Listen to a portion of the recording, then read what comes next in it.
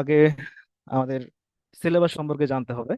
তো সিলেবাস সম্পর্কিত আমাদের ক্লাস একবার হয়েছে, প্রথম ক্লাস একটা, আপনারা সময় করে সে ভিডিওটা দেখে নেবেন ইনশাল্লাহ। তো আমি স্ক্রিন শেয়ার করছি আমার। হুম।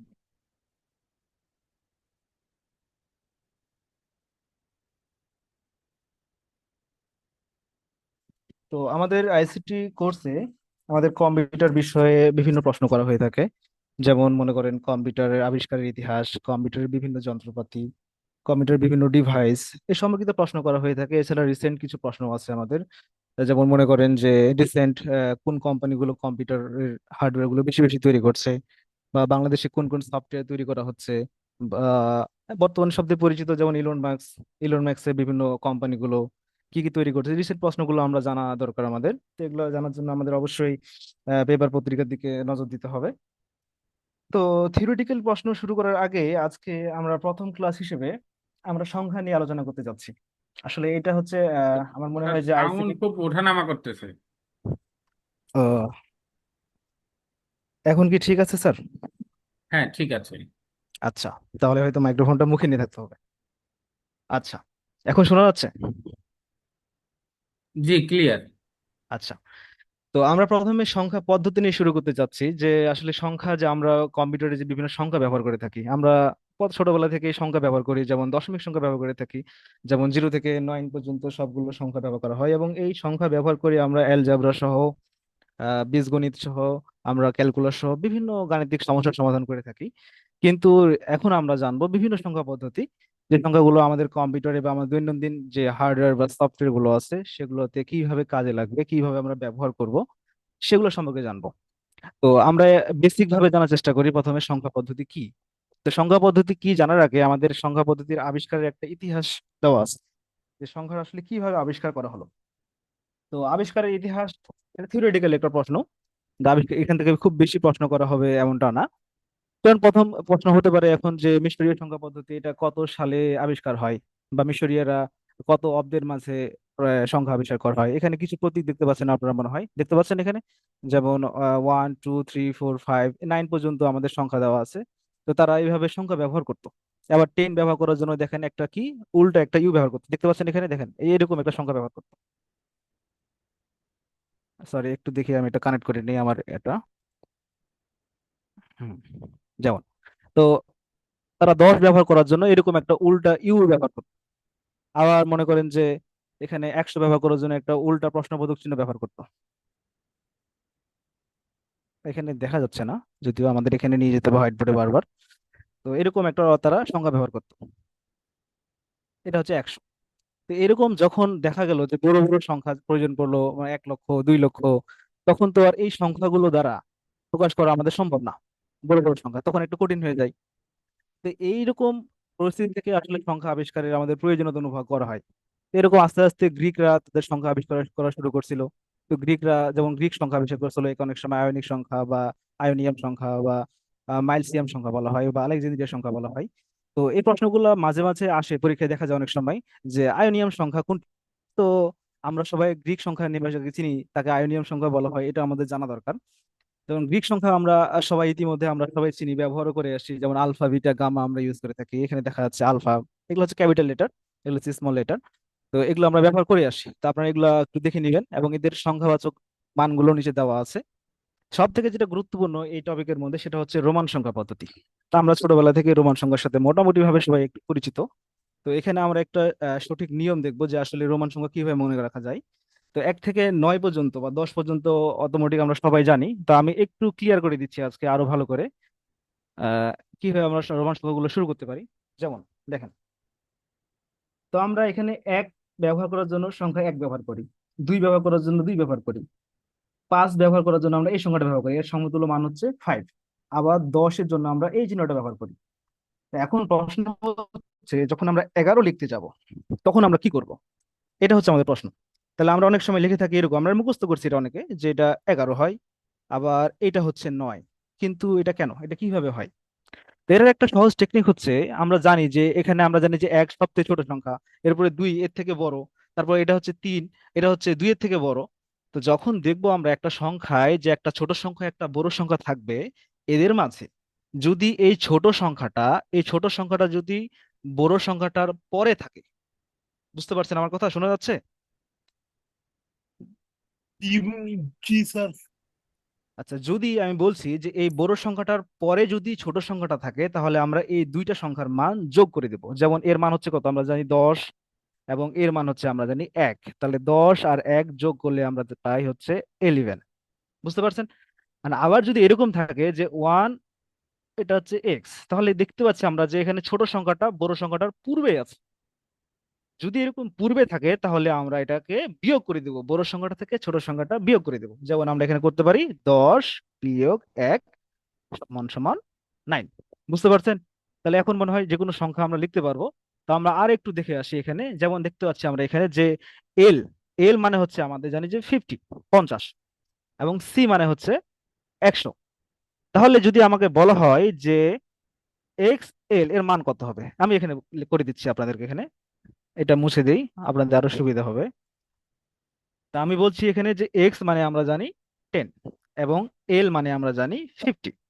তাহলে আমি যদি এখন লিখি এইভাবে যে এল এক্স, তাহলে এর মান কত হবে? এটা অনেক পরীক্ষাতে আসছে, এটা অনেক বিশেষ পরীক্ষাতেও আসে। এটা মনে করেন যে বিভিন্ন। 60 স্যার। জি, 60। জি, গুড গুড। 60, কারণ আমরা জানি যে এইটা হচ্ছে এক্স ছোট সংখ্যা, এই এক্স হচ্ছে ছোট সংখ্যা, এবং এই সংখ্যাটা বড় সংখ্যাটার পরে আছে। পরে থাকলে আমরা জানি যোগ করে দেবো। এখানে হচ্ছে 50 যোগ 10 সমান 60। যদি এরকম করে থাকে যে এক্স এল, তাহলে কত হবে এটা? 40 স্যার। 40, গুড, 40। এই তো, এইভাবে আমরা যে কোনো সংখ্যা, অর্থাৎ আমরা রোমান সংখ্যার দশমিক মান বের করতে পারবো। তাহলে যদি এখন প্রশ্নে আমরা ফিরে যাই, তাহলে এখানে দেখতে পাচ্ছেন, এখানে দেখুন 2 নম্বর প্রশ্ন দেখেন এখানে যে এল এক্স এক্স 1 এক্স, এটা আমি নিয়ে যাই। এল এক্স এক্স 1 এক্স, তাহলে এর মানটা কত হবে আমাকে একটু বলেন দেখি, কাইন্ডলি কে বলতে পারবেন? নিজেরা হিসাব করেন।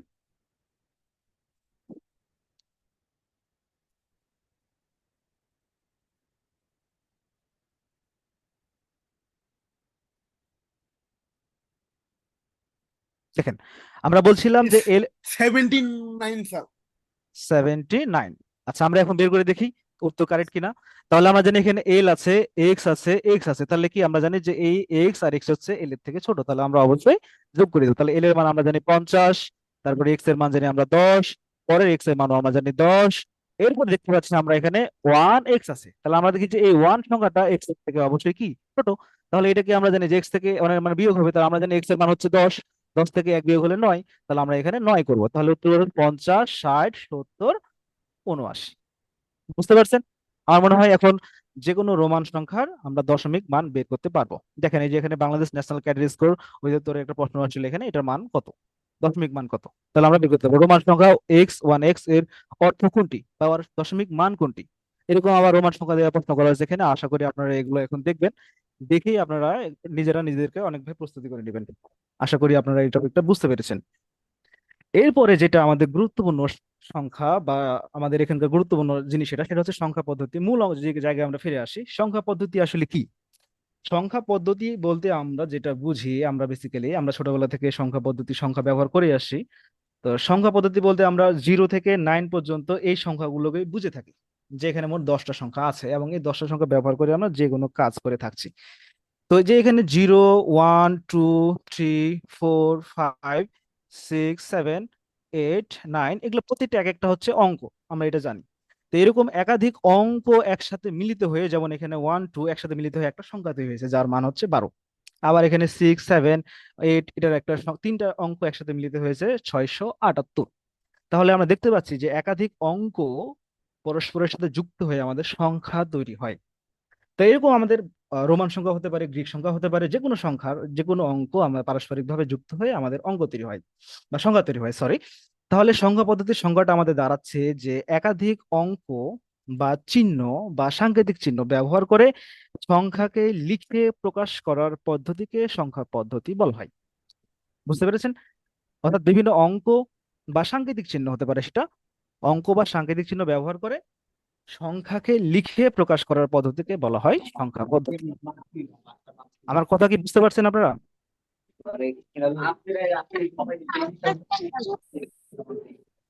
জি। জি বুঝতে স্যার, পেরেছি স্যার। বুঝতে পেরেছি। হ্যাঁ, যদি কথা আটকে আটকে যায় বা কোনো অংশ বোঝা না যায় তো কাইন্ডলি আমাকে বলবেন স্পিকারটা অন করে, তাহলে আমি সেই অংশটা আবার পুনরাবৃত্তি করবো ইনশাল্লাহ। তাহলে আমরা সংখ্যা পদ্ধতির সংজ্ঞাটা জেনে নিলাম। এখন আমরা জানবো যে সংখ্যা পদ্ধতি কত প্রকার।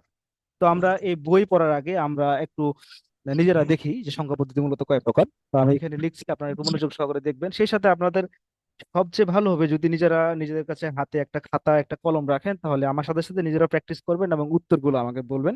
তাহলে প্রস্তুতি একবারই কমপ্লিট ইনশাল্লাহ। তো প্রথমে সংখ্যা পদ্ধতি শুরু করি আমরা। তো সংখ্যা পদ্ধতি লিখলাম এখানে, সংখ্যা পদ্ধতি। পদ্ধতি আমি মাউস ব্যবহার করে লিখছি, তাই লেখা একটু খারাপ, কষ্ট করে একটু বুঝে নিন ইনশাল্লাহ। সংখ্যা পদ্ধতি আমরা সংজ্ঞা দেখলাম। সংখ্যা পদ্ধতি কাকে বলা হয়? যে বিভিন্ন অঙ্ক ব্যবহার করে সংখ্যাকে লিখে প্রকাশ করার পদ্ধতিকে সংখ্যা পদ্ধতি বলা হয়।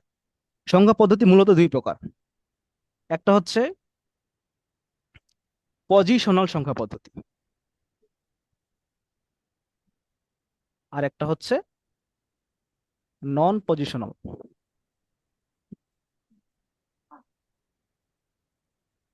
সংখ্যা পদ্ধতি।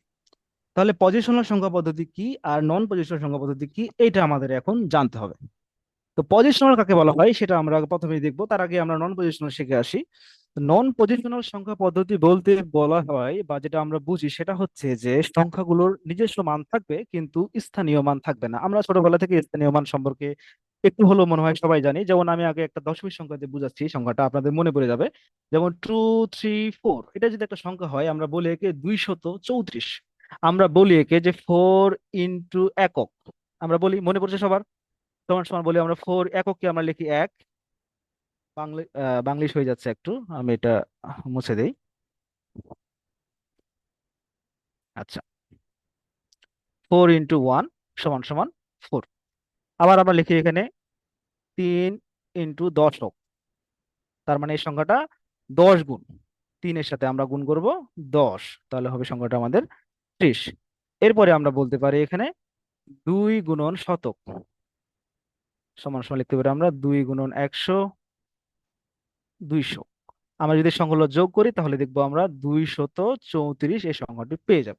তাহলে প্রশ্ন হলো, আমি যে এই জিনিসগুলো এখন কেন করাচ্ছিল, তো 1 2 এর বাচ্চারা পড়ে। তো আমি মূলত এখানে একটা কনসেপ্ট ক্লিয়ার করার জন্য আমি ব্যাপারটা আপনাদেরকে বলছি এখানে। সেটা হচ্ছে যে আমরা এখানে স্থানীয় মান দেখছি। যে আমরা দেখছি যে এই সংখ্যাটাকে যদি আমরা এইভাবে লিখতাম 4 3 2, তাহলে এখানে আমরা দেখছি 4-এর মান হচ্ছে একক, এর নিজস্ব মান আছে একটা 4-এর, এর নিজস্ব মান হচ্ছে 4 এবং স্থানে ভেদে এর মান হচ্ছে 4। কিন্তু এই 4 যখন আবার এই পজিশনে চলে আসে তখন এর মান হয়ে যাবে আমরা কত, 4 × 100। অর্থাৎ এই স্থান ভেদে এর সাথে একটা মান গুণ হচ্ছে, আর এই মানটাকে বলা হয় স্থানীয় মান। তাহলে আমি নন পজিশনাল সংখ্যা বলতে বোঝাচ্ছি যে সংখ্যাগুলোর নিজস্ব মান থাকবে কিন্তু স্থানীয় মান থাকবে না, তাদেরকে বলা হয় নন পজিশনাল সংখ্যা। যেমন উদাহরণ হিসেবে আমরা রোমান সংখ্যা ব্যবহার করতে পারি। যেমন রোমান সংখ্যা আমরা একটু আগে দেখলাম যে এটাকে বলা হয় 5 আর এটাকে বলা হয় 1। যদি আমরা এটাকে এইভাবে লিখি তাহলে আমাদের কত হয়, 6। কিন্তু আমাদের দশমিক হিসাব করে যদি বলতাম এখানে যে 1 একক, এটা হচ্ছে 5 দশক, তাহলে আমাদের এটা সংখ্যা হয়ে যেত কত, 51 হয়ে যেত। কিন্তু তাই কি কখনো হয়? তাই হয় না। শুধুমাত্র এদের নিজস্ব মান নিয়ে আলোচনা করা হয়, এর নিজস্ব মান 5, এর নিজস্ব মান হচ্ছে 1, কিন্তু এদের স্থানভেদে কোনো মান নাই। তাই এদেরকে বলা হয় নন পজিশনাল সংখ্যা।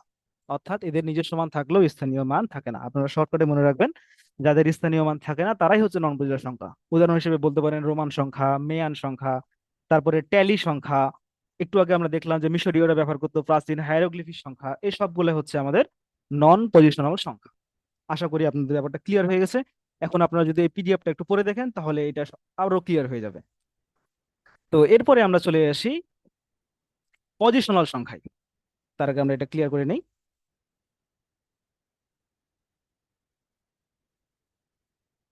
আচ্ছা, তো পজিশনাল সংখ্যাটা হলো কি? এটা তাহলে আমরা ছোটবেলা থেকে যেটা দেখেই আসি যে সংখ্যা পদ্ধতিতে অঙ্কগুলোর নিজস্ব মান থাকবে, সেই সাথে স্থানীয় মানও থাকবে। যেমন আমরা দশমিক সংখ্যা যেটা আমরা শিখে আসলাম ছোটবেলা থেকে, যেমন 234 একটু আগে লিখলাম। তাহলে এখানে দেখছি আমরা এটা একক, এটা দশক, এটা শতক, এদের নিজস্ব মানও আছে স্থানীয় মানও আছে, এবং এই স্থানীয় মান দিয়ে আমরা নিজস্ব মানটাকে গুণ করে আমরা প্রপার মানটা পেয়ে যাই। তাহলে এগুলো হচ্ছে আমাদের পজিশনাল সংখ্যা। বুঝতে পেরেছেন? যেমন দশমিক সংখ্যা, বাইনারি সংখ্যা আমরা একটু আগে দেখবো। এখন আমরা দেখবো যে পজিশনাল সংখ্যার ক্লাসিফিকেশন, অর্থাৎ এটাকে কি কি ভাগে ভাগ করা হয়। তো পজিশনাল সংখ্যাকে আমরা ভাগ করি মূলত চার উপায়ে, চারটা ভাগে। একটা হচ্ছে আমরা যেটা ছোটবেলা থেকে দেখে আসছি, বারবারই বলছি, সেটা হচ্ছে দশমিক সংখ্যা। দশমিক সংখ্যা বা ডেসিমেল সংখ্যা বলা হয়, ওকে, ডেসিমেল সংখ্যা। আর একটা হচ্ছে আমাদের বাইনারি সংখ্যা। আর একটা হচ্ছে আমাদের অক্টাল সংখ্যা। আর একটা হচ্ছে আমাদের হেক্সাডেসিমেল সংখ্যা। হেক্সাডেসিমেল সংখ্যা। তো আমরা এখন দেখবো যে ডেসিমেল কাকে বলা হয়, বাইনারি কাকে বলা হয়, অক্টাল কাকে বলা হয়, হেক্সাডেসিমেল কাকে বলা হয়। এইটা শেখার পরে আমরা যেটা দেখবো, একটা বেসিক ক্লিয়ার করবো এখানে, যে এ পর্যন্ত যতগুলো সংখ্যা আবিষ্কার হয়েছে সংখ্যা পদ্ধতি, এটা আমরা জানতে পারবো। ভবিষ্যতে যদি কেউ সংখ্যা পদ্ধতি আবিষ্কার করে সেই সম্পর্কেও জানতে পারবো। তাহলে প্রথমে বলি দশমিক সংখ্যা কি। দশমিক সংখ্যা বলা হয় যে সংখ্যা পদ্ধতিতে শূন্য থেকে শূন্য থেকে 9 পর্যন্ত মোট 10টি অঙ্ক বা ডিজিট ব্যবহার করা হয়, তাকে দশমিক সংখ্যা বলা হয়। যেমন আমরা ছোটবেলা থেকে দেখে আসি 0 1 2 3 4 5 6 7 8 9, এই 10টা ডিজিট ব্যবহার করা হয়, তাকে দশমিক বলা হয়। ঠিক আছে। একইভাবে যে সংখ্যা পদ্ধতিতে শূন্য এবং ওয়ান ব্যবহার করা হয় তাকে বলা হয় বাইনারি সংখ্যা। তো এখানে মোট ডিজিট হচ্ছে 2টা, তাই একে বাইনারি সংখ্যা বলা হয়। অক্টাল, অক্টাল মানে আমরা জানি সবাই 8। তো যে সংখ্যা পদ্ধতিতে 0 থেকে 7 পর্যন্ত টোটাল 8টি অঙ্ক বা ডিজিট ব্যবহার করা হয়, তাকে অক্টাল সংখ্যা পদ্ধতি বলা হয়। অনুরূপভাবে হেক্সাডেসিমেল, হেক্সা মানে হচ্ছে আমরা সবাই জানি 6, আর ডেসিমেল মানে আমরা একটু আগে দেখে আসলাম 10। 10 6 16টা, অর্থাৎ যে সংখ্যা পদ্ধতিতে 0 থেকে 9 পর্যন্ত মোট 10টি এবং এ থেকে এফ পর্যন্ত মোট 6টি, 10 আর 6 টোটাল 16টি অঙ্ক বা ডিজিট ব্যবহার করা হয়, তাকে বলা হয় হেক্সাডেসিমাল সংখ্যা। তো আমরা এটা একটু ভালো করে দেখি যে হেক্সাডেসিমাল সংখ্যা আসলে কোনগুলো। তো আমরা এখানে লিখতে হবে সংখ্যা সবগুলাই, যেমন 0 1 2 3 4 5 6 7 8 9 10 নাই, এরপরে হচ্ছে এ, এরপরে বি, এরপরে C, D, E and F. তো এই যে এখানে দেখছি যে 0 থেকে 9 পর্যন্ত মোট 10টা অঙ্ক, তাই একে বলা হয় ডেসিমেল। সেই সাথে আমরা দেখছি এ থেকে এফ পর্যন্ত মোট 6টা, 10 আর 6 টোটাল 16টা, এই জন্য একে বলা হয় হেক্সাডেসিমেল সংখ্যা। এখানে এর দশমিক ভ্যালু হচ্ছে 10, এর দশমিক ভ্যালু হচ্ছে 11, অনুরূপভাবে এটা 12, এটা 13, এটা 14, এটা হচ্ছে 15। এটা হচ্ছে এদের দশমিক মান, এদের দশমিক ভ্যালু হচ্ছে এগুলো। আর এগুলো হচ্ছে হেক্সাডেসিমাল ভ্যালু। তো আমরা যদি কখনো বলি যে 10 এর হেক্সাডেসিমাল ভ্যালু কত, তাহলে আমরা বলতে পারবো এখানে এ। যদি কখনো বলা হয় যে ডি এর হেক্সাডেসিমাল ভ্যালু কত, তাহলে আমরা 10 ডেসিমাল ভ্যালু কত, তাহলে আমরা বলবো 13। এইভাবে। তাহলে আশা করি আমরা সংখ্যাগুলো চিনলাম, যে দশমিক সংখ্যায় 0 থেকে 9 পর্যন্ত, বাইনারিতে শুধুমাত্র 0 এবং 1 ব্যবহার করা হয়। তাহলে একটা জিনিস খেয়াল করে দেখেন এখানে, যে বাইনারিতে 0 1 ব্যবহার করা হয়, এই 0 1 সংখ্যাটা কি ডেসিমেলের ভিতরে পড়ে না? অবশ্যই পড়ে। আমরা জানি যে 0 থেকে 9 পর্যন্ত 10টাই ডেসিমেল, তাহলে 0 1ও তো আমাদের দশমিকের ভিতরেই পড়ে। তাহলে আমরা বলতে পারি সকল বাইনারি সংখ্যাই দশমিক সংখ্যা, সকল অক্টাল সংখ্যা কি ডেসিমেলের ভিতরে আছে। তাই সকল অক্টাল সংখ্যাকে আমরা ডেসিমেল বলতে পারি। একটা উদাহরণ হিসেবে আমরা দেখতে পারি এখানে, যেমন আমি যদি এখানে বলি যে এটা কোন সংখ্যা, তাহলে আমরা কি বলতে পারবো যে এটা বাইনারি সংখ্যা, বা এটা অক্টাল সংখ্যা, বা এটা ডেসিমেল সংখ্যা? এটাকে বলতে পারবো আমরা, কারণ আমরা এখানে দেখতে পাচ্ছি যে 1 0 1 0 তো অক্টালের ভিতরেও আছে, বাইনারির ভিতরেও আছে, এবং দশমিকের ভিতরেও আছে। তাহলে আমাদের কনফিউজ চলে আসবে এখানে, যে আসলে এই সংখ্যাটা কোন সংখ্যা। তো এই কনফিউশন দূর করার জন্য আমাদের এখন জানতে হবে বেজ। বেজ বা ভিত্তি কি জিনিস। তো আমি এখানে লিখি বেজ। বেজ বা অনেক সময় একে ভিত্তি বলা হয়। তো বেজ বা ভিত্তি বলতে কি বুঝি? বেজ বা ভিত্তি বলতে বোঝায় যে কোনো সংখ্যা পদ্ধতিতে মোট কতগুলো অঙ্ক বা ডিজিট ব্যবহার করা হয়। উদাহরণ হিসেবে দেখতে পারি আমরা যে দশমিকে আমাদের মোট কয়টা ব্যবহার করা হয়? 10টা। 10টা ব্যবহার করা হয়, তার দশমিকের বেজ কত? 10।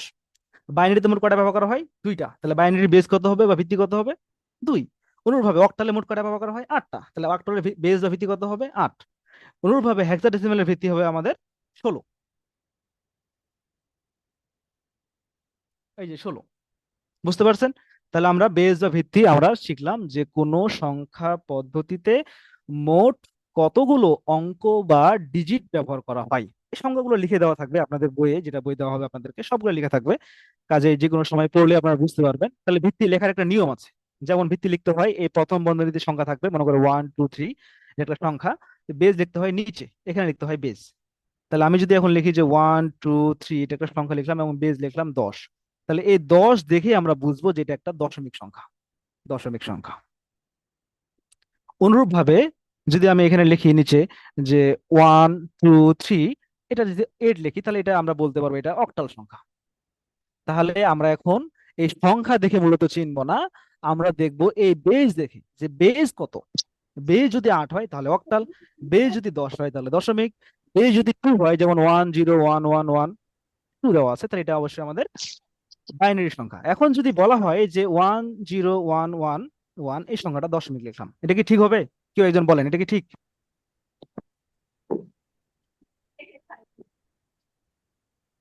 হ্যালো, কেউ শুনতে পাচ্ছেন? একজন রেসপন্স করেন যে এই সংখ্যাটা যে জি আমি একটু স্যার। লিখলাম 1 0 1 1 1, বেজ লিখছি 10, এটা কি ঠিক আছে? না স্যার, ভুল। ভুল আছে, তাই তো? রাইট?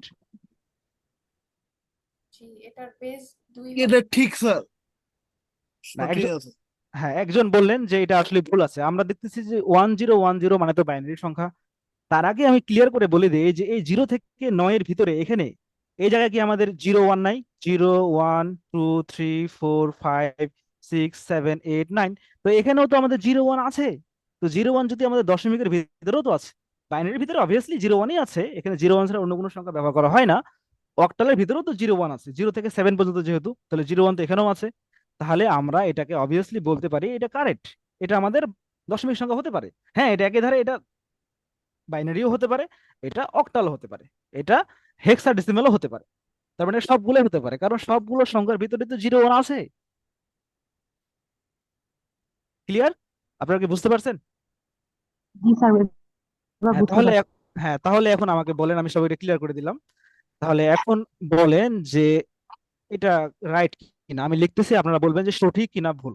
তা আমি যদি লিখি 1 0 1 1, এটা লিখলাম যেটা সরি, এটা উম, এটাকে আমি লিখতে চাচ্ছি এখানে যে এটা অক্টাল। এবং 2 নাম্বার, এটা 1 নাম্বার। 2 নাম্বারে দেখলাম এখানে যে A16, এটাকে লিখলাম আমি হচ্ছে দশমিক। 3 নাম্বারে লিখলাম আমি হচ্ছে 2 3 8, এটাকে লিখলাম আমি অক্টাল।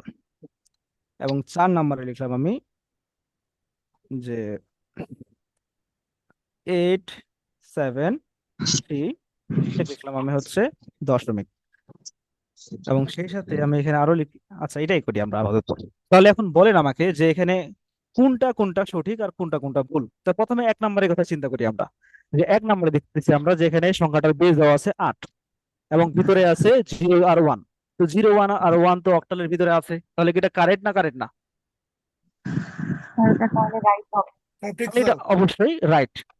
এরপর এটা দেখেন, আমাদের এখানে আমাদের দেওয়া আছে বেজ 10, তাহলে আমাদের জানি দশমিকে 0 থেকে 9 ব্যবহার করা হয়। এখানে এটা কি আমাদের দশমিকের স্যার, ভিতরে আছে? No sir. তাহলে এটা আমাদের হচ্ছে ভুল। এটা তাহলে আমাদের সংখ্যা তৈরি হবে না, এটা ভুল।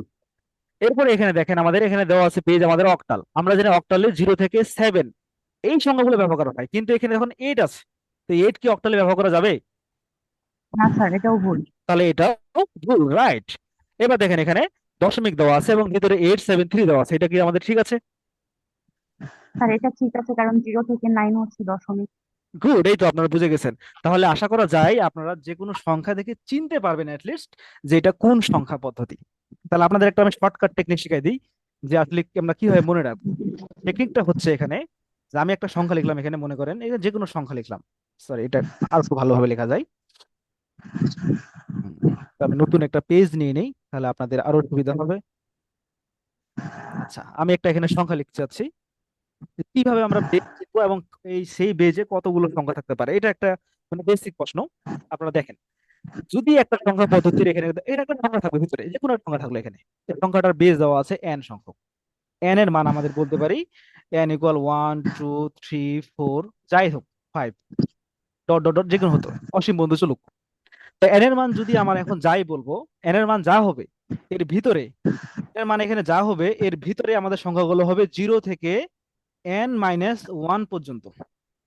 তাহলে আমি যদি এখন বলি যে এখানে আমাদের অক্টাল, তাহলে এখানে কত হবে 0 থেকে 8-1 পর্যন্ত। তার মানে কি লিস্ট 0 থেকে 7 পর্যন্ত ব্যবহার করবো আমরা। তাহলে আমি যদি এখন বলি এখানে একটা সংখ্যা, যে এখানে একটা সংখ্যার বেজ দেওয়া আছে 9, 9 তো আমরা বেজ করিনি, আমরা ধরে নিলাম যে একটা সংখ্যা পদ্ধতি আছে যার বেজ হচ্ছে 9।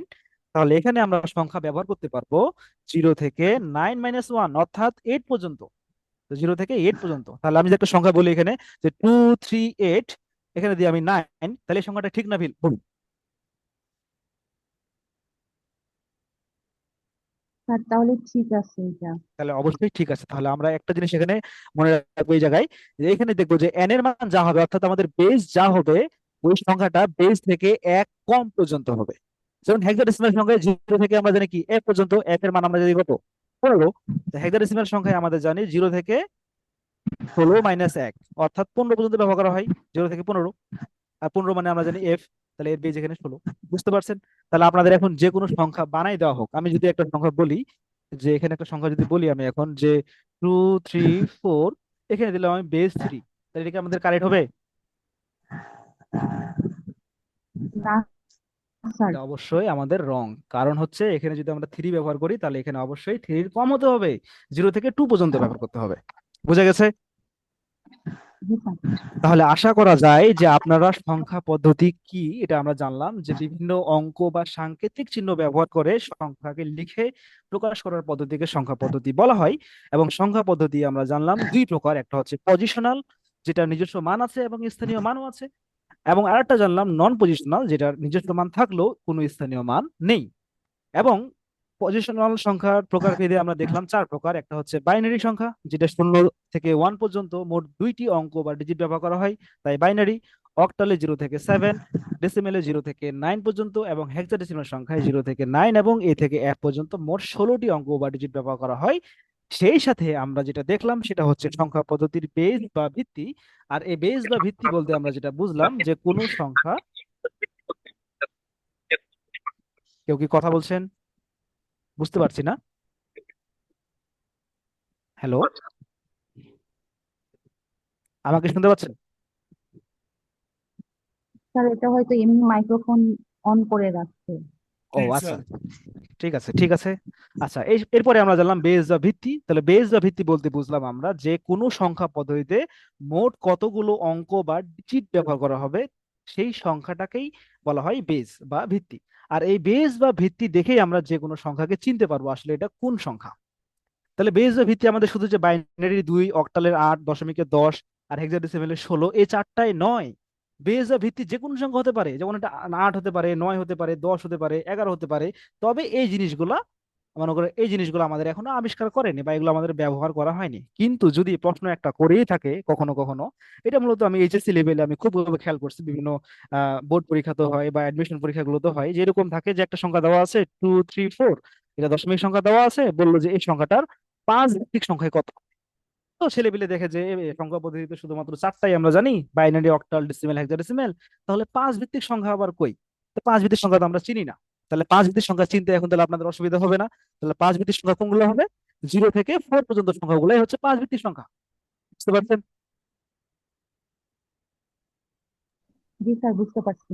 আচ্ছা, তাহলে এই হচ্ছে আমাদের সংখ্যা পদ্ধতি এবং সংখ্যা পদ্ধতি আবিষ্কারের ইতিহাস জানলাম এবং মূল সংখ্যা পদ্ধতিগুলো জানলাম। এখন দেখেন আমরা কিছু প্রশ্ন দেখতেছি এখানে, যে দেখেন কত সহজ সহজ প্রশ্ন, আপনারা দেখলে অবাক হয়ে যাবেন। চোখ বন্ধ করে যে কোনো প্রশ্নতে আপনারা হাত দিবেন, সেটা আপনারা পারবেন। যেমন দেখেন যে এখানে একটা প্রশ্ন আছে 1 নম্বর, যে সংখ্যা পদ্ধতি মোট কত প্রকার? কত সহজ প্রশ্ন, 2 প্রকার। একটা হচ্ছে পজিশনাল, একটা হচ্ছে নন পজিশনাল। তো অনেকে এখানে ভুল করে 4 প্রকার দেখাবে, কারণ ওরা বলবে যে সংখ্যা পদ্ধতি মূলত 4টাই বুঝি আমরা, একটা হচ্ছে বাইনারি, অক্টাল, ডেসিমেল আর হেক্সাডেসিমেল। তো অনেকে 4 প্রকার দেখাবে, কিন্তু আপনারা তো জানলেন সংখ্যা পদ্ধতি মূলত 2 প্রকার এবং পজিশনাল সংখ্যা হচ্ছে 4 প্রকার। ঠিক আছে। এরপরে আরো প্রশ্ন আছে এখানে, যে 6 নম্বর প্রশ্ন দেখেন, যে বাইনারি সংখ্যা পদ্ধতির বেস বা ভিত্তি কত? দেখেন বিমান বাংলাদেশ এয়ারলাইন্স পরীক্ষাতে আসলে এটা এটা বাইনারি ভিত্তির কত? তাহলে আমরা জানি 2। তা এত সহজ প্রশ্ন পরীক্ষা করা হয়, মাঝে মাঝে দেখলে আপনারা এখন হাসবেন যে এটা কেমনে হয়। এবার দেখা যায় 18 নম্বর প্রশ্ন দেখেন, যে হেক্সাডেসিমেল গণনায় মৌলিক অঙ্ক কয়টি? তা আমরা সবাই জানি 16টি আছে। দেখেন এখন দ্বিমিক সংখ্যা, আমরা দ্বিমিক সংখ্যা বলতে বাইনারি সংখ্যাটাই বুঝি, দ্বিমিক বা দুই ভিত্তিক। এই যে এখানে একটা নতুন সংখ্যা পাই গেলেন, নাম শুনলেন আপনারা যে দ্বিমিক। এখন যদি কেউ ইংলিশটা পড়ে উত্তর দেয় তাহলে ও সঠিক দেখাবে, কিন্তু সেই যদি কেউ বাংলাটাই পড়ে যে দ্বিমিক পদ্ধতি কিসের সূচক ব্যবহৃত হয়, তো দ্বিমিক বলতে বলবো যে দ্বিমিক নামে তো কোনো সংখ্যা আমি পড়ি নাই। দ্বিমিক বলতে আসলে বাইনারিটাকে বোঝা হয়। বাইনারি সংখ্যাটা হচ্ছে দ্বিমিক সংখ্যা এবং এর বেজ হচ্ছে 2। দেখেন এখন সবগুলো আপনারা পারবেন, যতগুলো প্রশ্ন আছে এখানে আপনারা নিজ দায়িত্বে এগুলো পড়ে নেবেন, তাহলে আশা করি আপনারা বুঝতে পারবেন। এখানে আরো কিছু কথা বলার আছে আমার, সে কথাগুলো হচ্ছে যে আমরা যে সংখ্যা পদ্ধতিগুলো শিখলাম, আমরা মূলত ছোটবেলা থেকে ইউজ করে আসি দশমিক সংখ্যা, বিভিন্ন মনে করেন ম্যাথমেটিক্স সলভ, যোগ বিয়োগ গুণ ভাগ অথবা বীজগণিত বা ত্রিকোণমিতিক যে কোনো আমরা ম্যাথমেটিক্সে আমরা দশমিক সংখ্যা ব্যবহার করে থাকি। তাহলে কথা হলো যে এই বাইনারি, অক্টাল আর হেক্সাডেসিমেল এদের কাজ আবার কি, আমরা এগুলো কেন শিখতেছি, এগুলোর কাজ কি আসলে মূলত। তো কাজটা আমাদের জানা খুব গুরুত্বপূর্ণ, তাহলে আমরা মূলত আরো ক্লিয়ার করে ব্যাপারটা মনে রাখতে পারবো, মুখস্থ করতে হবে না। আমি যতগুলো আইসিটি পড়াবো আপনাদের ম্যাথমেটিক্যাল টার্ম, আশা করি আপনাদের কোনো কিছু মুখস্থ করতে হবে না, শুধুমাত্র আপনারা থিওরি গুলো, যেমন কোনটা কোম্পানির প্রতিষ্ঠাতা কে, কোনটা কত সালে আবিষ্কার হয়, এগুলো তো আর থিওরি আপনার লজিক দিয়ে মুখস্থ করা যাবে না, এগুলো আপনাদের মনে রাখতেই হবে। তো আমি ম্যাথমেটিক্যাল টার্ম গুলো আপনাদের কোনো কিছু মুখস্থ করাবো না। তো এখন আমাদের প্রশ্নে চলে আসি যে আসলে দশমিক সংখ্যার কাজ তো আমরা সবাই জানি, তাহলে বাইনারির কাজ কি? এই বাইনারি সংখ্যাটা মূলত আমাদের ব্যবহার করা হয় digital device, digital device, digital ডিভাইসে ব্যবহার করা হয়। তো ডিজিটাল ডিভাইস কি আমরা সবাই জানি, যেমন কম্পিউটার, মোবাইল ফোন, যে কোনো স্মার্টফোন বা যে কোনো ক্যালকুলেটর, যে কোনো আমাদের ডিভাইস বর্তমানে যেগুলো আমরা ব্যবহার করছি সেগুলো হচ্ছে ডিজিটাল ডিভাইস। তো এই ডিভাইসে আমাদের বাইনারি ব্যবহার করা হয়, বাইনারি ব্যবহার করা হয়। তো বাইনারি কেন ব্যবহার করা হয় সেটা আমি আগে বলছি। তাহলে বাইনারি তো আমাদের ডিজিটাল ডিভাইস ব্যবহার করা হয়, তাহলে অক্টালের কাজ কি, অক্টালের কাজ কি, আর হেক্সাডেসিমেলের কাজ কি, এগুলোর কাজ কি আবার, হেক্সাডেসিমেলের কাজ কি? তো বাইনারির কাজ হচ্ছে ডিজিটাল ডিভাইসে, তাহলে এই দুইটার কাজ আবার কি, এর আবার কি কাজে আসলো? তো এই দুইটার কাজ হচ্ছে মূলত এই বাইনারি সংখ্যাটাকে সংক্ষিপ্ত করে, সংক্ষিপ্ত করে। তো কিভাবে সংক্ষিপ্ত করে সেটা আমরা সংখ্যা পদ্ধতির রূপান্তর করতে গিয়ে দেখে নিব, যে আসলে যে অক্টাল সংখ্যা আর হেক্সাডেসিমাল সংখ্যা বাইনারির মানটাকে সংক্ষিপ্ত করে দেয়, কিভাবে সংক্ষিপ্ত করে এটা আমরা রূপান্তর করলে খুব ভালোভাবে বুঝতে পারবো।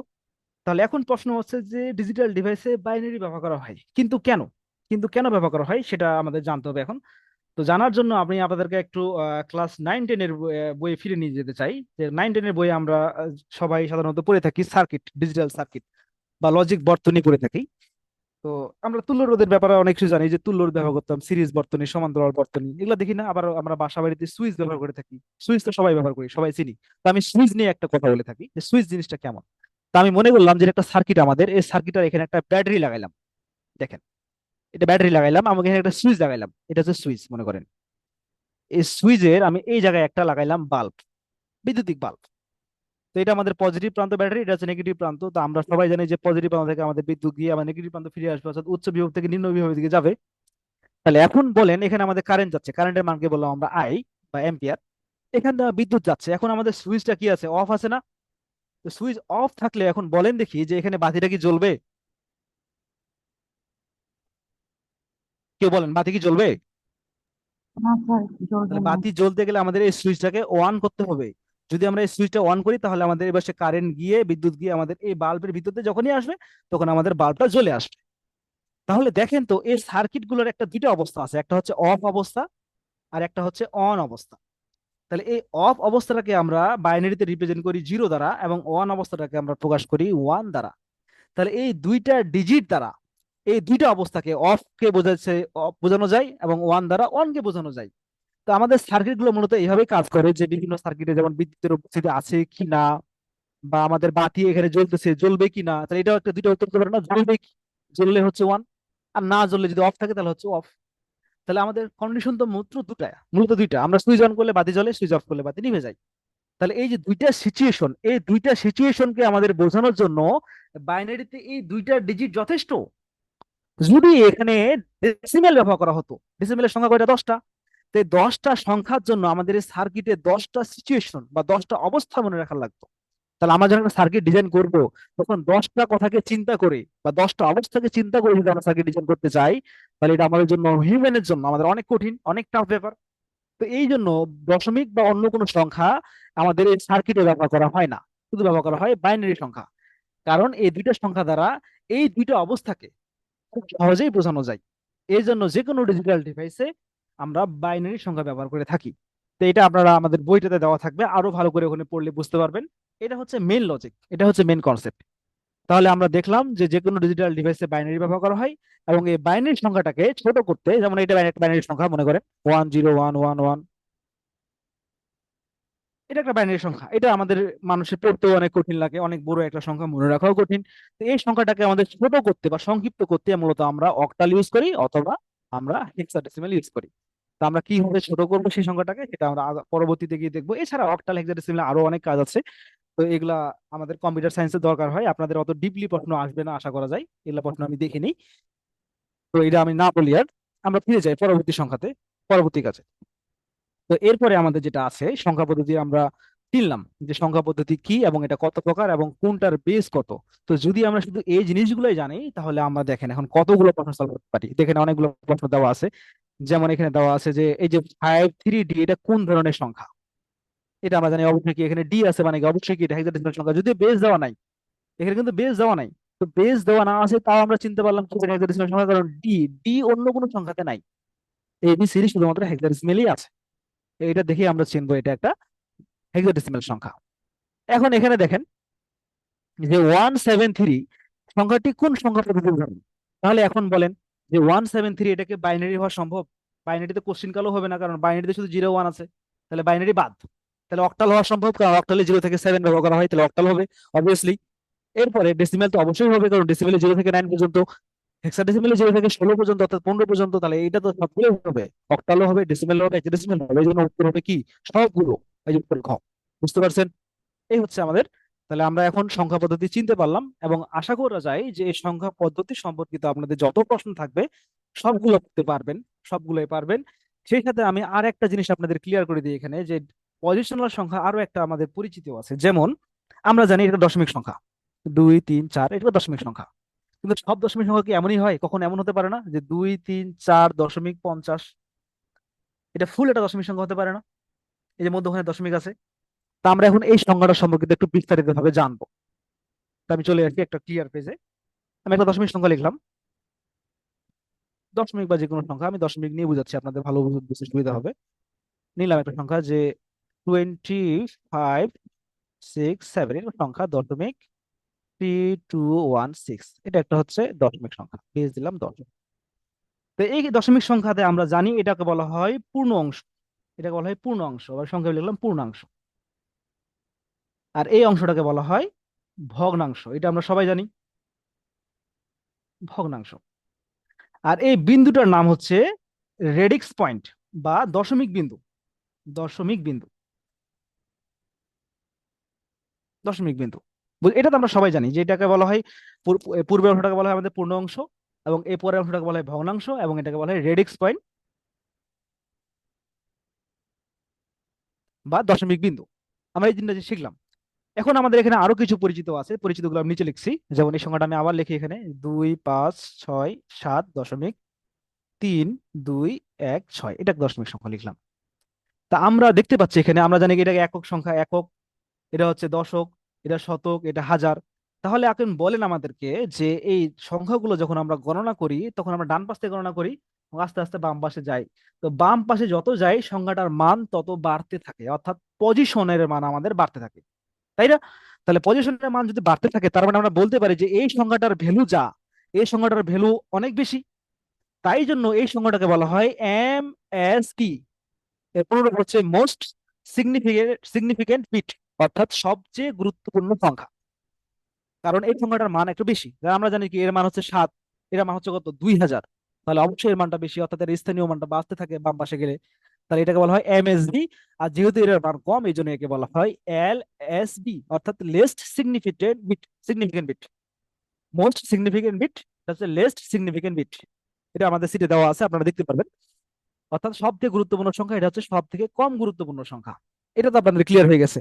এখন আমরা দেখি অনেক সময় যে দশমিকের পরে আমরা দেখি যে দশমিকের পরে যে প্রথম সংখ্যাটা, এর মূল্য অনেক বেশি, আর এই পাশে আস্তে আস্তে কি ভ্যালু কমতে থাকে। অনেক সময় দেখি যে আমরা দশমিক পরে 10টা ঘর হয়ে গেল, 5টা ঘর হয়ে গেল, তো আমরা পরে এগুলো বাদ দিয়ে দিই। আমরা দশমিক এরপরে 2টা ঘর নেই বা 3টা ঘর নেই, তার মানে পরের সংখ্যাগুলো আমরা ইউজ করি না বা বাদ দিয়ে দিই। তাহলে কোনো ভ্যালু নেই আমরা এটা মনে করি। তার মানে আমরা বলতে চাচ্ছি যে এটা আপনারা চিন্তা করে দেখবেন যে এটার মান হচ্ছে আমাদের সব থেকে বেশি। এটা মান হচ্ছে কি, এটা এটা 10 গুণ কম, এটা কি 100 গুণ কম, এটা 1000 গুণ কম, এরকম হয়। তো এটাকে বলা হয় আমাদের এমএসবি, এবং ডান পাশেরটা হবে আমাদের এলএসবি। তাহলে এমএসবি আর এলএসবি এর কনসেপ্ট আপনাদের হয়তো ক্লিয়ার হয়ে গেছে। অর্থাৎ যেটা বিটের গুরুত্বপূর্ণ বেশি, অর্থাৎ যেটা বিটের মান বেশি সেটা হচ্ছে এমএসবি, আর যেটা বিটের ভ্যালু কম সেটা হচ্ছে এলএসবি, অর্থাৎ যার স্থানীয় মান বেশি সেটাই হচ্ছে এমএসবি। ক্লিয়ার? তা আমরা একটা দশমিক সংখ্যা পুরোটাই চিনলাম। দশমিক সংখ্যা দুইটা অংশ, একটা হচ্ছে পূর্ণ অংশ, একটা হচ্ছে ভগ্নাংশ, এবং মধ্যবর্তী অংশটাকে বলা হয় রেডিক্স পয়েন্ট বা দশমিক বিন্দু। এবং এই পূর্ণ অংশের সব থেকে বামের বিটটাকে বলা হয় এমএসবি। এটা প্রশ্ন আসে অনেক পরীক্ষাতে, দেখলাম যে এমএসবি কোনটা, এলএসবি কোনটা, এত সহজ প্রশ্ন আসে। এমএসবি সবসময় বামেরটা হবে আর এলএসবি সবসময় ডান পাশেরটা হবে, অর্থাৎ আমাদের সব থেকে বামে তো আমাদের স্থানীয় মান বাড়তে থাকে। ক্লিয়ার? তাহলে আমি যদি এখন বলি একটা অক্টাল সংখ্যা বা হেক্সাডেসিমাল সংখ্যা, সাপোজ এখানে AB1C.B5, এটা আমাদের একটা হেক্সাডেসিমাল সংখ্যা। তাহলে এখানে এমএসবি কোনটা? অবশ্যই এখানে এমএসবি হচ্ছে আমাদের এটা, এমএসবি, এবং এটা হচ্ছে আমাদের এলএসবি। ক্লিয়ার? আপনারা কি এমএসবি এলএসবি আইডেন্টিফাই করতে পারবেন? জি স্যার, পারবো। আচ্ছা, খুবই সহজ জিনিস একটা। এখন আমরা আমাদের বইয়ে ফিরে যাই। এমএসবি এলএসবি সম্পর্কিত আমাদের অনেক প্রশ্ন আছে এখানে। এরপরে আমাদের আপনাদের কাজ হচ্ছে এমএসবি এর পুনরূপ কি দেওয়া আছে এখানে, এমএসবি মোস্ট সিগনিফিকেন্ট বিট, এরকম এলএসবি এর পুনরূপ অনেক সময় পরীক্ষাতে আছে লিস্ট সিগনিফিকেন্ট বিট। তা আপনারা এটা পড়ে নেবেন, এবং এই যে প্রশ্নগুলো আছে প্রশ্নগুলো নিজের দায়িত্বে একবার করে হলেও আপনারা পড়ে নেবেন, দেখবেন যে আসলে পারা যায় কিনা। এই হলো আমাদের সংখ্যা পদ্ধতি এবং সংখ্যা পদ্ধতির পরিচিতি করলাম। আমাদের এখন মেইন কাজ সেটা হচ্ছে সংখ্যা পদ্ধতির রূপান্তর। তো আমরা কি এই টপিকটা ক্লিয়ার হয়েছি যে সংখ্যা পদ্ধতি কি এবং এটি কত প্রকার এবং সংখ্যা পদ্ধতির বেস কি? এটা কি ক্লিয়ার হতে পারছি আমরা? জি স্যার, পারছি, বুঝতে পারছি এটুকু। যদি এটা আমরা ক্লিয়ার হতে পারি তাহলে আমাদের পরবর্তী সেটা মোস্ট ইম্পর্টেন্ট কাজ সেটা হচ্ছে রূপান্তর। এটাই হচ্ছে মূল খেলা এই অধ্যায়ের, এই টপিকের। এই রূপান্তরটাই আমাদের সবারই প্রবলেম হয়। তো রূপান্তর মূলত আমাদের যেহেতু সংখ্যা পদ্ধতি চারটা, দশমিক, বাইনারি, হেক্সাডেসিমাল আর অক্টাল, চারটা যেহেতু সংখ্যা পদ্ধতি, তাহলে এদের মধ্যে রূপান্তর করতে গেলে আমাদের মোট রুলস হচ্ছে 12টা। সেই সাথে আপনাদের আমি একটু আগে আবার বললাম যে আমাদের সংখ্যা পদ্ধতির পেজ 5 হতে পারে, 6 হতে পারে, 9 হতে পারে, 11 হতে পারে, 12 হতে পারে। তাহলে এরকম হিসাব করলে আমাদের সংখ্যা পদ্ধতির কি হিসাব আছে বলেন তো? সংখ্যা পদ্ধতির কোনো হিসাবই নাই। তাহলে এতগুলো সংখ্যা পদ্ধতির রূপান্তরের নিয়ম কি আমাদের মনে রাখা সম্ভব? কোনোভাবেই সম্ভব না। তো এই 12টা 13টা রুলস যদি এখানে আলাদা আলাদা করে দেওয়া আছে, কিন্তু আমি আপনাদের রুলস শিখাবো মূলত একটা। এই একটা রুলস শিখেন, এক লাইনের একটা রুলস শিখবেন। এই রুলস দিয়ে আপনারা পৃথিবীতে যা আবিষ্কার হয়েছে এ পর্যন্ত এবং পরবর্তীতে যা আবিষ্কার হবে সবগুলোই কনভার্ট করতে পারবেন ইনশাল্লাহ। তা আমি আপনাদেরকে একটা রূপান্তরে নিয়ে যাই। আজকে মূলত আমরা একটাই শিখবো, এবং আপনাদের পরবর্তী দিনে সংখ্যাপদ্ধতির রূপান্তর যদি আপনারা এটা কমপ্লিট করতে পারেন তাহলে শেষ করে দেবো ইনশাল্লাহ। আমরা খুব দ্রুতই আগাচ্ছি। চলে যাই আমরা রূপান্তরে। তা আমরা একটা নতুন পেজ নেই, নতুন পেজ নিলাম। আচ্ছা, রূপান্তর।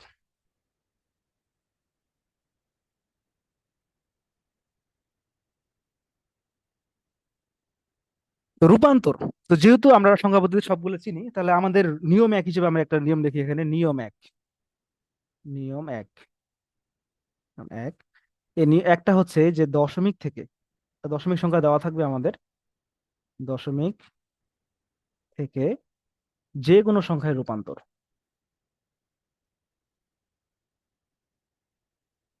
সংখ্যায় যে কোনো সংখ্যা, সেটা এখন যাই হোক, সাপোজ একটা দশমিক সংখ্যা দেওয়া আছে এখানে, মনে করো আমি 5 9 নিলাম। সরি, একটু আমি বড় সংখ্যা নিই যাতে আপনাদের দুইটাই একসাথে ক্লিয়ার হয়ে যায়। 5 9.34, এটা দশমিক সংখ্যা। তা আমি চাচ্ছি যে এটার বাইনারিতে কি হবে, এটার অক্টালে কি হবে, এটার হেক্সাডেসিমেলে কি হবে, এইটার, মনে করেন আমি একটা বেজ দিলাম, সেটা বেজ হচ্ছে 6 ভিত্তিক সংখ্যা কি হবে। বা আমি আরেকটা বলতে পারি যে এটা একটা এন ভিত্তিক, এন এর মান যা কিছু হোক, এন ভিত্তিক সংখ্যায় কি হবে। তাহলে আমরা যদি একটা রুলস এখানে শিখি তাহলে এগুলো সবগুলোই করতে পারবো। তাহলে আমি প্রথমে একটা করব, আমি করি দশমিক থেকে বাইনারি করব। আপনাদের কাজ হবে অক্টালে করা, হেক্সাডেসিমেলে করা, অথবা 6 ভিত্তিক, 9 ভিত্তিক, পৃথিবীতে যদি কোনো আবিষ্কারও হয় সেটাও বলুক, সেটাও আপনারা পারবেন। তা আমরা এখন শুরু করে দিই। তাহলে নিয়মটা হচ্ছে কি, নিয়মটা হচ্ছে যে আমরা যখন দশমিক সংখ্যা থেকে অন্য কোনো সংখ্যায় রূপান্তর করব, তখন এই সংখ্যার বেজ দ্বারা এই সংখ্যাটাকে আমরা ভাগ করব। যেমন এখানে কি দুইটা, আগে আমরা দেখি দশমিক সংখ্যা কয়টা অংশ, দুইটা অংশ, একটা পূর্ণ অংশ একটা ভগ্নাংশ। তাহলে পূর্ণ অংশটাকে প্রথমে পূর্ণাংশের জন্য করি আমরা। আগে বেসিক রুলস করি, এরপর আপনাদের একটা শর্টকাট শিখিয়ে দেবো যাতে 1 মিনিটের মধ্যে সব অ্যান্সার দেওয়া যায়। বেসিক রুলস করতে একটু সময় লাগবে, কিন্তু শর্টকাটে আপনারা 1 মিনিটের মধ্যে করতে পারবেন বা তারও কম সময় করতে পারবেন ইনশাল্লাহ। তো পূর্ণ অঙ্কটা দেওয়া আছে এখানে 5 9, 5 9 দেওয়া আছে। এবং আমি চাচ্ছি যে এই 5 9 একটা দশমিক সংখ্যা অবশ্যই, এবং চাচ্ছি এর বাইনারিতে কি হবে, অর্থাৎ দুই বেজে কি হবে। আপনারা খাতা কলম নিয়ে বসেন, আমার এটা ইয়া থাকবে আর রিকোয়েস্ট থাকবে যে খাতা কলম নিয়ে যদি আপনারা আমার সাথে সাথে করেন, তাহলে একবারই বিষয়টা ক্লিয়ার হয়ে যাচ্ছে, আপনাদের আর দুইবার করতে হবে না কখনোই। এর পরে আর সংখ্যা পদ্ধতি রূপান্তর নিয়ে অন্তত বুঝতে হবে না। তাহলে এটা একটা পূর্ণ অংশ এবং এখানে কিন্তু দশমিকের পরে কোনো সংখ্যা নাই, তো যেহেতু পূর্ণ অংশ এবং এটাকে বাইনারিতে কনভার্ট করতে চাচ্ছি আমরা, তাহলে কি করব, এই পূর্ণ অংশের সংখ্যাটাকে অর্থাৎ এই 59 এই সংখ্যাটাকে আমরা এই সংখ্যার বেস কত 2, এই 2 দ্বারা ভাগ করব। ভাগ করে এখানে আমরা প্রতিবারে ভাগশেষটা সংরক্ষণ করব। তাহলে ভাগ করে নিয়ে আমরা সবাই জানি এখানে কয়বার ভাগ যাবে, 2 2 এর 4, 4 থাকলে 1 থাকে, 1 আর 9 19, তাই 2 9 18, আমাদের ভাগ থাকতেছে হাতে থাকে 1। এটা কি বুঝতে পারলেন আপনারা? আমরা যদি এইভাবে ভাগ করি 5 9, যদি আমরা 2 দ্বারা ভাগ করি তো 2 2 এ 4, 1 নামে। এবার আমাদের কি 9 নামবে এখানে, 2 9 18, ভাগশেষ আমাদের 1। তা আমরা মূলত এই ভাগশেষটা এখানে রাখলাম আর ভাগফলটা এই জায়গায় রাখলাম। বুঝতে পারছেন? তো এটাকে আমি শর্টকাটে কিভাবে করলাম, প্রথমে এই 5 সংখ্যাটাকে ভাগ করলাম, 2 2 গুণা 4। তো 5 থেকে 4 গেলে আমাদের থাকবে কত, 1। আর এই 9 সংখ্যাটা মনে মনে উপরে তুলে দিলাম, তাহলে 19 হয়ে গেল। তো 19 কে কয়বার ভাগ যাবে, 2 9 18। তো 18, 19 থেকে 18 চলে গেলে আমার থাকবে কত, 1। অনুরূপ ভাবে এই সংখ্যাটাকে আমরা আবার 2 দিয়ে ভাগ করবো যতক্ষণ না ভাগশেষ শূন্য হয়। তাহলে 2 কে কয়বার যাবে, আমাদের একবার যাবে, 2 1 2, কোনো কিছু থাকে না, তাহলে 9 থাকে এবার। তো 2 4 8, তাহলে আমাদের থাকলো কত এখানে, 1। এরপরে আমরা একে আবার ভাগ করি 2 দ্বারা, 2 7 14 আমরা জানি, ভাগশেষ কিছু নাই, তার মানে ভাগশেষ হচ্ছে 0। আবার এখানে ভাগ করি আমরা 2 3 6, ভাগশেষ থাকতেছে আমাদের 1। আবার একে আমরা ভাগ করি 2 1 2, ভাগশেষ থাকবে কত আমাদের, 1। এখন দেখেন এখানে যে এখানে এই সংখ্যাটা, এই সংখ্যাটা আমাদের কি বেজের থেকে ছোট হয়ে গেছে। যখনই এরকম কোনো কেস দেখবেন যে আপনারা এই সংখ্যাটা এই বেজের থেকে কম হয়ে গেছে, তখন আপনারা এর নিচে সুন্দর একটা শূন্য বসাই দিয়া এই সংখ্যাটাকে ডান পাশে পার করে দিবেন। বুঝতে পারছেন? যখনই ছোট হবে, যেন অক্টালে যখন ভাগ করবো এখানে অবশ্যই এখানে 8 থাকবে, এবং এখানে কি যদি 7 থাকে বা 6 থাকে, তখন তার ভাগ করা যাবে না, তখন এই নিচে শূন্য দিয়ে আমরা এই সংখ্যাটাকে এই পাশে ট্রান্সফার করে দেবো। এই হচ্ছে কাজ। এরপরে আমরা নিচ থেকে উপরে সংখ্যাটা সাজাই লিখবো। তাহলে আমাদের যদি এখানে 5 9 এই সংখ্যাটা যদি আমাদের দশমিকে হয়, তাহলে এগুলো সাজাই লিখে নিচ থেকে আমরা তাহলে কত পাবো, এখানে 1 1 1 0 1 1। এটা হয়ে গেল দেখেন বাইনারি সংখ্যা। আর এই সংখ্যাটাকে বলা হয় এখানে এমএসবি, এমএসবি। আর এটা হচ্ছে এলএসবি, এলএসবি। বুঝতে পারছেন? নিচে এমএসবি, উপরে হচ্ছে এলএসবি। তাহলে আমরা যেটা নিয়ম শিখলাম যে আমাদের দশমিক সংখ্যা থেকে যদি অন্য কোনো সংখ্যায় নিয়ে যেতে বলে, তাহলে আমরা ওই সংখ্যা পদ্ধতির বেস দ্বারা, এই বেস দ্বারা এই সংখ্যাটাকে ভাগ করব। ভাগ করার নিয়মটা আপনারা বারবার 2 1 বার প্র্যাকটিস করবেন। আশা করি আপনারা সবাই জানেন এটা। তারপরে আমি বলে দিলাম একটু আপনাদের সহজে মনে পড়ার জন্য। ভাগ করবেন, ভাগ করে প্রতিবারে এখানে ভাগ করে রাখবেন, আর এই পাশে ভাগশেষ গুলো সংরক্ষণ করবেন। ভাগশেষ 2 দিয়ে ভাগ করলে তো ভাগশেষ কখনো 2 এর বেশি হবে কি, কখনোই হবে না, বা 1 এর বেশি তো কখনোই হবে না। এই পাশে ভাগশেষ গুলো রাখবেন এবং নিচ থেকে উপরে সাজায় লিখলে আমাদের কাঙ্ক্ষিত সংখ্যাটা পাওয়া যাবে। তাহলে আমি যদি এখানে অক্টাল বলতাম, যেটা অক্টাল রূপান্তর করো, তাহলে আপনারা এখানে কি 8 দিয়ে ভাগ করতেন এবং এখানে কি ভাগশেষটা রাখতেন, এখানে 8 দিয়ে ভাগ করতেন, মানে সেম রুলস। যদি আমি এখানে বলতাম যে এখানে হেক্সাডেসিমালে রূপান্তর করো, তাহলে আপনারা এখানে 16 দিয়ে ভাগ করতেন, এখানে আমাদের ভাগশেষটা রাখতেন। তাহলে এখানে যদি 5 বলতাম, তাহলে 5 দিয়ে ভাগ করতেন। তাহলে পৃথিবীতে যে কোনো সংখ্যা আবিষ্কার হোক বা বেস দেওয়া থাকুক, আমরা তো রূপান্তর করতেই পারি। বুঝতে পারছেন?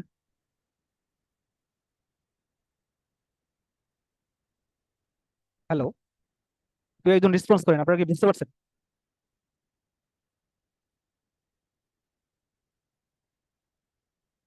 আমার কথা কি যাচ্ছে জি আপনার, স্যার।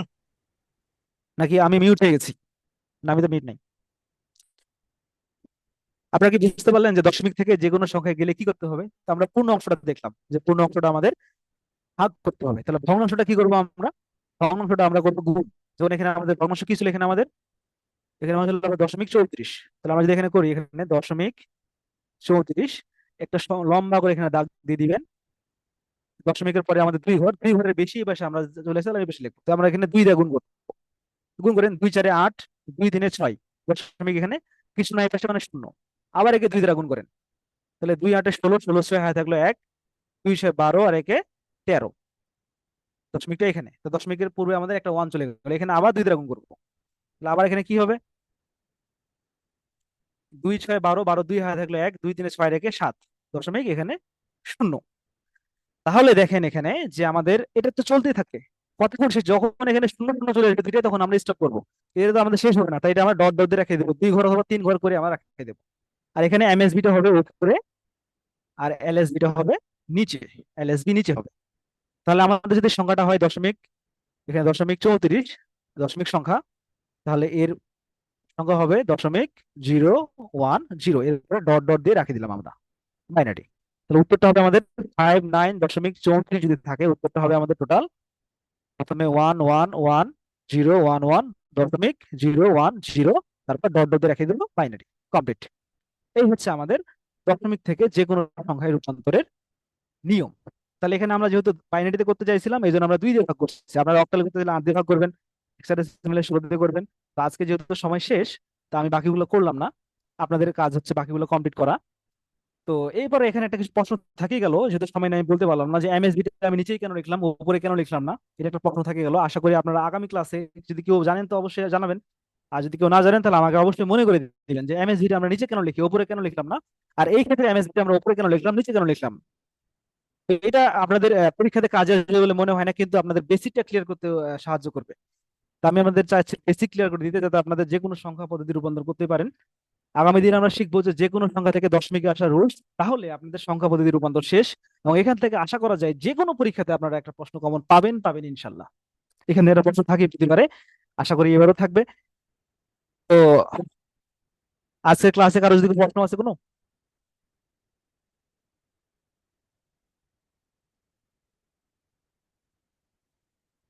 হ্যালো,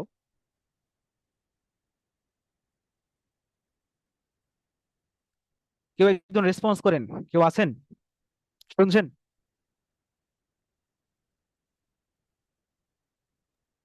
জি স্যার। আচ্ছা, তো আজকের ক্লাসে কোনো প্রশ্ন আছে আপনাদের যে বুঝতে পারেনি এই টপিকটা? না স্যার। ধন্যবাদ আপনাদের সবাইকে, সকলের প্রতি কৃতজ্ঞতা রইলো। আশা করি আপনাদের প্রস্তুতিতে আমি সবসময় পাশে থাকবো ইনশাল্লাহ। এছাড়া আপনাদের যদি কোনো প্রশ্ন থাকে তাহলে আমার কন্ট্যাক্ট নাম্বার আপনাদের কাছে থাকবে, গ্রুপে অবশ্যই যে কোনো সময় নক করতে পারবেন আমাকে। আমি যে কোনো সময় যে কোনো সমস্যা সলভ করার চেষ্টা করবো ইনশাল্লাহ, আপনাদের যাতে উপকারে আসতে পারি। ঠিক আছে, আমার জন্য দোয়া করবেন। তো আপনাদের যদি কোনো প্রশ্ন না থাকে তাহলে আমি 2 একটা প্রশ্ন করি আপনাদেরকে, যাতে আপনারা আর কি আহ একটু হলো প্রস্তুতিটা বুঝতে পারেন। এখানে একটু প্রশ্নতে আমরা নিয়ে যাই।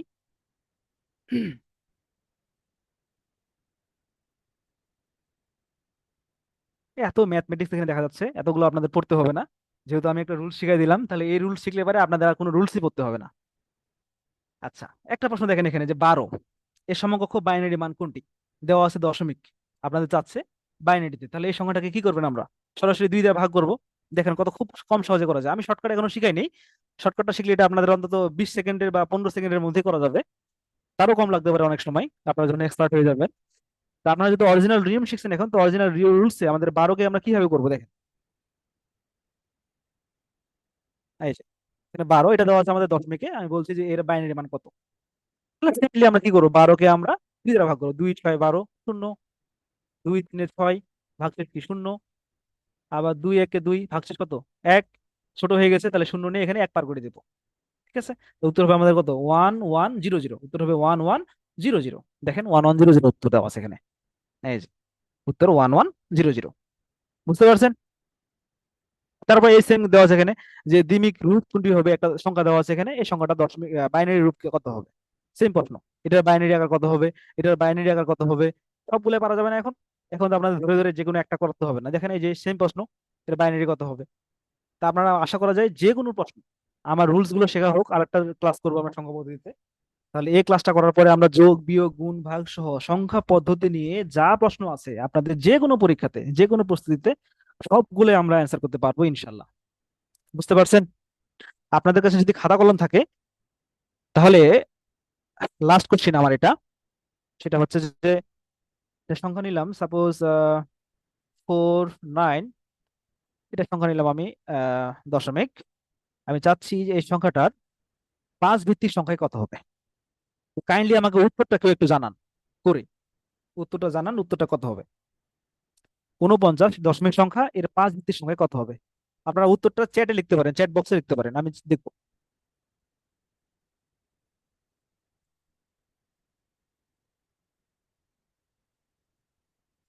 হুম,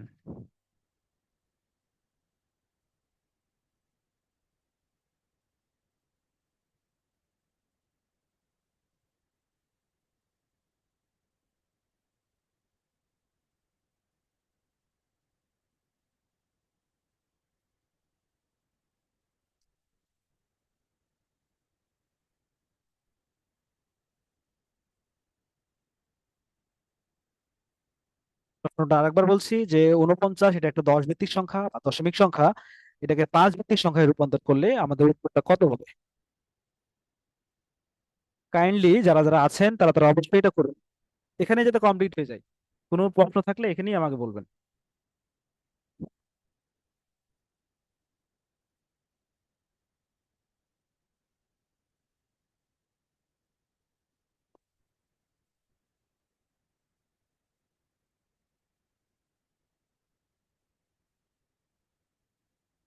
রেসপন্স করেন, এতক্ষণ হয়ে যাওয়ার কথা ছিল। আমি একটু দেখছি।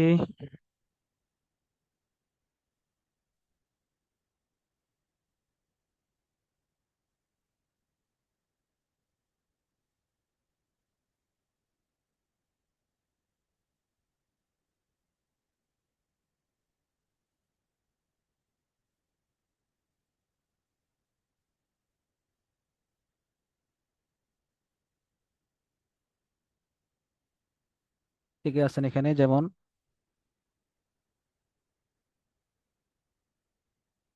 রিয়া, ইয়াসিন আলী, ভাই আপনারা আছেন? ইয়াসিন আলী আছেন? অনেকে কমেন্ট করছেন এখানে যে 144, 044। আচ্ছা, আমরা দেখবো আসলে উত্তরটা কোথায়। আচ্ছা, করে 5 ভিত্তি অনেকে বলছেন যে স্যার 5 ভিত্তিক অঙ্কটির সমাধান একটু করে দেন। হ্যাঁ, অবশ্যই অবশ্যই করে দেবো আমি। ক্লাসটা অনেক ভালো লাগলো, স্যারকে অনেক ধন্যবাদ। হ্যাঁ, থ্যাংক ইউ সো মাচ। সবসময় পাশে আছি ইনশাল্লাহ। আহ আচ্ছা প্লিজ, আচ্ছা 144। আচ্ছা, আমি যাদের নাম বলছি আপনারা কি এখানে আছেন? মোকাররম আছেন? একটু রেসপন্স করেন প্লিজ। রোমানা খাতুন, কই কেউ জানি রেসপন্স করছেন না কেন জানি। আমাকে শুনতে পাচ্ছেন? জি স্যার, শুনতে পাচ্ছি। হ্যাঁ, একটু হ্যাঁ নাম ডাকলে একটু রেসপন্স করবেন, তাহলে আমি যাতে বুঝতে পারি যে আপনারা হ্যাঁ আছেন বা মনোযোগ দিয়ে ক্লাসটা করছেন। আচ্ছা, রিয়া, রিয়া, মোকাররম, ইয়াসিন আলী, আপনারা আছেন? অনেকে অ্যান্সার দিচ্ছে 1044। আচ্ছা, অনেকে দিচ্ছে 144। আচ্ছা, অনেকেরই কনফিউশন আছে এখনো। অনেকে জানতে চাচ্ছেন যে আসলে স্যার আমি এটা করে দিই জানো। তো সবার রিকোয়েস্ট আমি অবশ্যই রাখবো। আমি এখন চলে যাচ্ছি। সংখ্যাটা ছিল আমাদের 49। 49 সংখ্যাটিকে আমরা রূপান্তর করব 5 ভিত্তিক সংখ্যায়। তো আমি চলে যাই। 49 এটা ছিল আমাদের দশমিক সংখ্যা, এবং আমি চাচ্ছিলাম যে এই সংখ্যাটার 5 ভিত্তিক সংখ্যা কি হবে। তাহলে আমরা উত্তরে বলছিলাম, সরি, 5 ভিত্তিক সংখ্যা কি হবে, 5 ভিত্তিক সংখ্যা কি হবে। তাহলে আমাদের নিয়ম ছিল যে আমরা দশমিক সংখ্যা থেকে যে কোনো সংখ্যায় যেতে হলে ওই সংখ্যা পদ্ধতি, অর্থাৎ যে সংখ্যায় যাব এই সংখ্যার বেস দ্বারা ভাগ করব। তাহলে আমাদের মূল সংখ্যা হচ্ছে 59, আর আমাদের কাঙ্ক্ষিত সংখ্যা হচ্ছে আমাদের কি 5 ভিত্তিক সংখ্যা। তাহলে আমরা কি করবো, 5 দ্বারা ভাগ করবো। তাহলে 5 দ্বারা কি 4কে ভাগ করা যাবে? আমাকে বলেন, 5 দ্বারা 4কে তো ভাগ করা যাবে না। তো 49কে ভাগ করে দেখেন। তাহলে 5 9 45, 5 10 50, তো 10 তো যাবে না, 5 9 45। তাহলে 49 থেকে 45 গেলে কত থাকবে আমাদের? 4। ঠিক আছে, এবারে আবার 5 দিয়ে ভাগ করি, তাহলে 5 2বার যাবে না, 5 1 5। তাহলে হবে উত্তর আমাদের ভাগশেষ থাকবে আমাদের 4। এখন ছোট হয়ে গেছে সংখ্যাটা, তাহলে ভাগ করা যাবে না। তাহলে আমরা এখানে 5 বসাই, এখানে 0 বসাই, আমরা 1টা এবার ট্রান্সফার করে দেবো। তো উত্তর হবে আমাদের 144। তাহলে যারা যারা উত্তর বলেছেন যে 144, যারা উত্তর বলেছেন তাদের উত্তর 100% রাইট। আর যারা যারা বলছেন 044, তাদের উত্তর হয়নি। বুঝতে পারছেন? আশা করা যায় আপনারা বুঝতে পারছেন।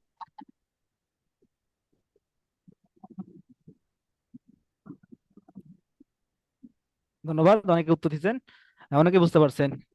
আচ্ছা আচ্ছা, বাকিদের রেসপন্স, কেউ কিছু বলতে চান আমাকে?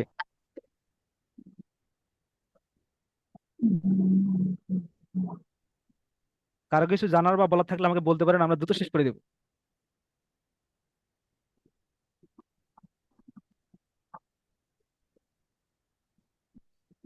আচ্ছা, আশা করছি কারো বলার নেই। তাহলে আমরা শেষ করতে পারি এখন। তো আমার যেটা পরামর্শ থাকবে, আপনাদের আজকে যে নিয়মটা করালাম আমি, যে দশমিক থেকে যে কোনো সংখ্যায় রূপান্তর, তো এটার জন্য মূলত এখানে আলাদা করে একটা রুলস দেওয়া নাই। তো আমি আপনাদেরকে আরেকটা জিনিস প্রোভাইড করে দিব। সেটা হচ্ছে যে এখানে আমাদের, সরি, এটা চ্যাপ্টার 1। এটা আমার লেখা একটা বই আছে, অনেকদিন আগে আমি লিখছিলাম, চ্যাপ্টার 3 পার্ট 1। এটা হচ্ছে এইচএসসি লেভেলের জন্য আমি করছিলাম এই অংশটা। মানে আমি এইচএসসির জন্য একটা বই লিখছিলাম, এটাই হচ্ছে এখানে, এই যে সেই বই। তো এখানে আমাদের সবগুলো আজকে আমি যা ক্লাসে পড়ালাম সবগুলো এখানে আমার ভাষায় আমি আপনাদের সহজ করে লিখে রাখছি। তো এইটা যদি আপনারা একটু ফলো করবেন, তাহলে এই রূপান্তরের নিয়ম সহ আপনাদের যে কোনো পরীক্ষাতে, এই যে আমি সব ক্লিয়ার করে রাখছি এখানে, যে কোনো পরীক্ষায় যে কোনো প্রশ্ন আপনারা সমাধান করতে পারবেন ইনশাল্লাহ। এটা আপনাদেরকে আমি দিয়ে দিব, আপনাদের ওই বইয়ের সাথে সাথে এটাকেও আপনারা দিয়ে দেবো, চিন্তা করার দরকার নেই। আচ্ছা, তো আমরা ফিরে আসছি। আচ্ছা, রাসেল স্যার আপনি আছেন? জি আসি। স্যার তাহলে আমরা এখন তাহলে শেষ করতে পারি নাকি? Sure sure. আচ্ছা, তাহলে থ্যাংক আমরা ইউ শেষ ভেরি করছি। মাচ। জি স্যার, ওয়েলকাম। থ্যাংক ইউ, ধন্যবাদ স্যার। ক্লাসটা অনেক ভালো লেগেছে, thank you very much. Thank you sir. এভাবে আমি অবশ্যই সংখ্যা পদ্ধতি রূপান্তর সংখ্যা আরেকটা ক্লাস নিব। আর একটা ক্লাস নিলেই আমার মনে হয় না যে এরকম পূর্বে কোনো সংখ্যা পদ্ধতি থেকে প্রশ্ন আসছে আপনারা পারবেন না, বা ভবিষ্যতে যেটা আসবে সেটা পারবেন না, এরকম কোনো প্রশ্ন আপনাদের মনে থাকবে না ইনশাল্লাহ। ঠিক আছে, আল্লাহ হাফেজ, বিদায় নিচ্ছি। সকলে ভালো থাকেন, সুস্থ থাকেন, আমার জন্য দোয়া করবেন। আপনাদের সাথে দেখা হবে পরবর্তী ক্লাসে একই প্রশ্ন নিয়ে। সেই পর্যন্ত সবাই সুস্থ থাকুন, ভালো থাকুন, আল্লাহ হাফেজ।